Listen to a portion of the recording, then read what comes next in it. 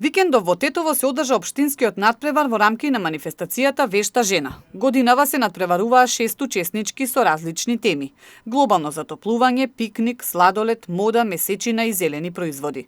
Од прекрасно зготвените и декорирани десерти и главни јадења, најмногу на присутните и жири комисијата им се допадна масата со темата глобално затоплување, која стана победник на овогодинешното издание.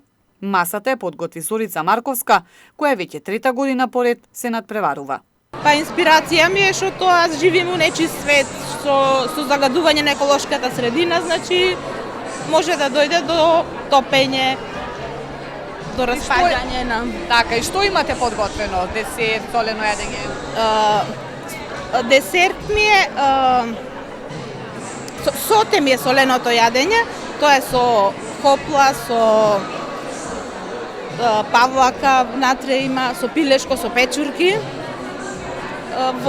Ставено е во чинивче, демек топка, покажува распаѓање и можем вулкани демек ќе избијат од нечистотиите што се јавуваат секојдневието што е со чадови, тоа што е нели со ѓубришта, со отпадите, со тоа. А тортата е далматинецот, е тортата и има екстра на секоја кора цели лешници.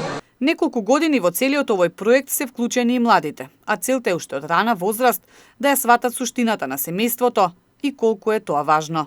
Анимирање на најмладите, вешти деца, 4 и 5 оделение и анимирање на средношколките благодарение на Средното училиште земјоделско, каде што 2 години веќе тој проект иде во соработка со нив.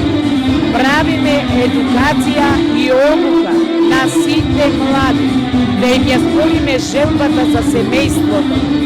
Затоа што, ако во младост не го научиш дека треба да го сака семејството, веќе кога ќе стане возрастен, се оддалечува од се она што значи семејство.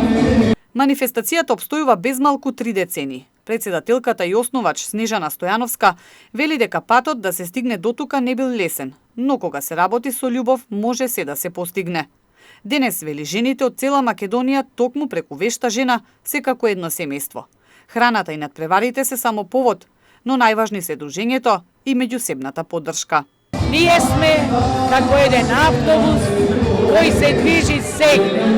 Се качува во автобусот тој што сака да се вози, кога ќе не сака може да си слези да си продолжи пешки. Ние пак продолжуваме понатака и понатака и уште подраго што Тетово остана градот како центар на Вешта жена. Главната републичка манифестација на која ќе се избере Вешта жена на Македонија ќе се одржи во мај, во Тетово, градот домаќин. Потоа ќе следи и етно Вешта жена, која е со хуманитарен карактер, а годинава ќе биде во Гостивар. Потоа жените заминуваат на заедничко патување, кое се одржува традиционално по завршувањето на надпреварите.